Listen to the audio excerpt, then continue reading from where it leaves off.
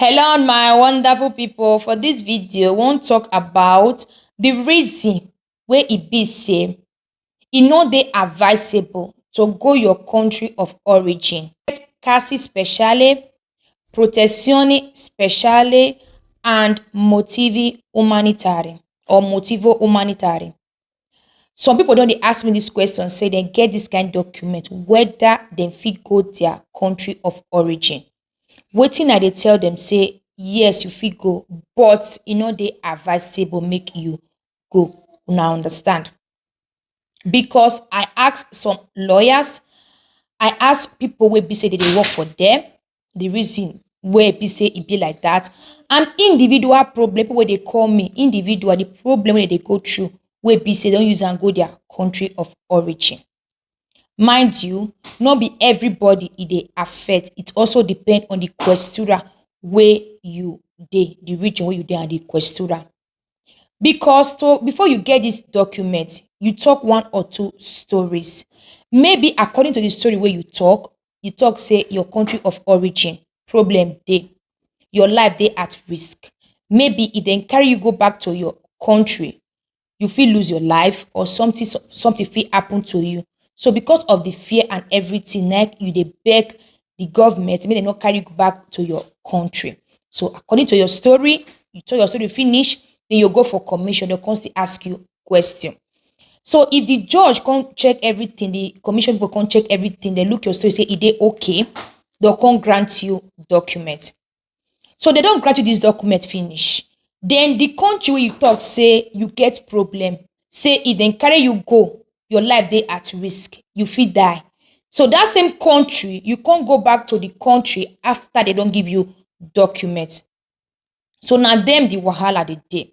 So government or commission, they no just dey mumu like that, say this person talk for his story, say e life dey at risk. We don't give am document finish, e don go back to e country, because e go show, they need to put stamp for your passport wey show say you enter your country of origin.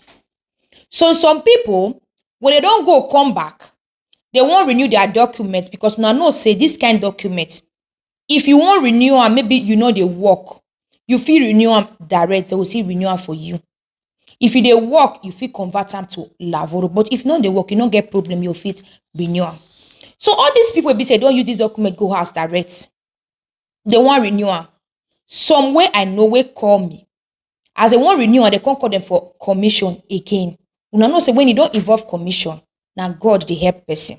They no ask them for commission, but the document they put am for renew for more than 1 year, e no come out. One sef, a year and 6 months, documents no come out. E don confuse, e no know wetin e go do.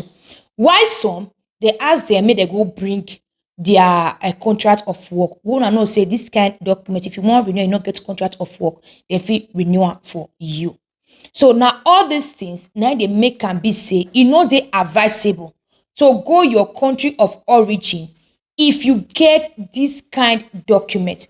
Because for law, if you ask your lawyer, they will tell you say you fit use am go, fine, you fit use am go.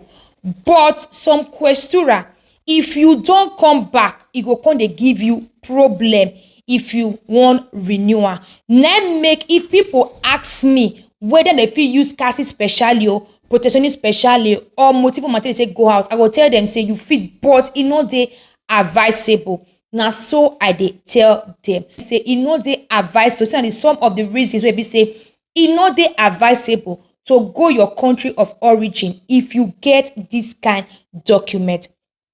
So those people be say they get this kind documents, I go advise una make una try convert am to motivo di lavoro. If you find work, you see work, or you put am for autonomous, so as soon as possible, you convert am to motivo di lavoro. Because and most people be say they get this document nowadays. If they want to apply for kind assegno temporaneo, they know they give them the money. And to apply for carta soggiorno, if you get this kind document, you still need to first convert am to lavoro first before you fit apply for carta soggiorno or autonomo. If it's used to put am for autonomo. So now make e no dey advisable make una go una country of origin if una get this kind document. As I first talk am, no be all questura. Some questura, if you go come back, you no get problem. They no go worry you at all. They go renew am for you.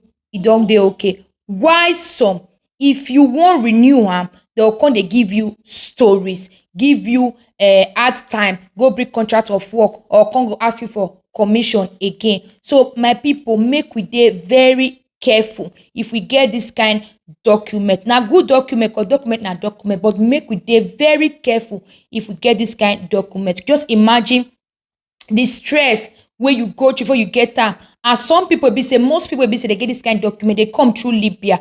Imagine the suffer wey you suffer before you enter, the stress, the pain wey you go through. So getting this document too, e no dey easy. So make we hold am very well. Make we no use little mistake dey carelessly lose our document, because many people dey say wey be say dem first get document, dem no get again because of little mistake wey dem make, na im make dem come dey the one wey dem dey so. And secondly, my people, document no be wetin you fit use take play. Nigeria get time, you fit go, or you fit use other way go.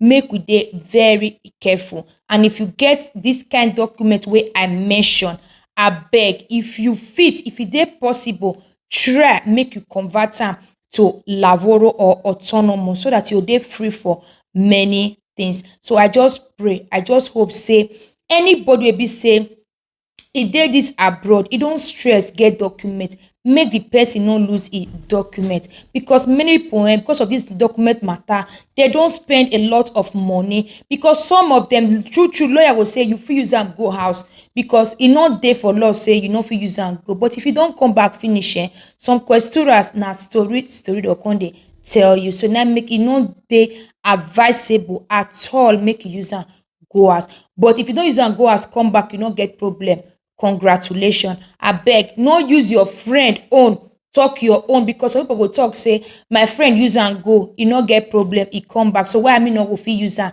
since we get the same document. Abeg, no forget say you and your friend, una no dey the same region, una no dey the same questura, because some questura, if you don come back, e go come be problem. And e still depend on the story wey you talk.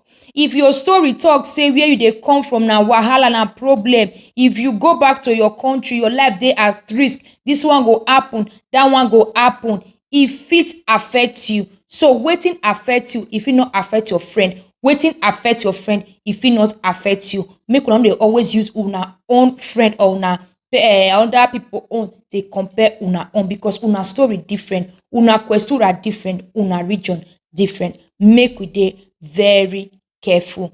Thank you and remain blessed.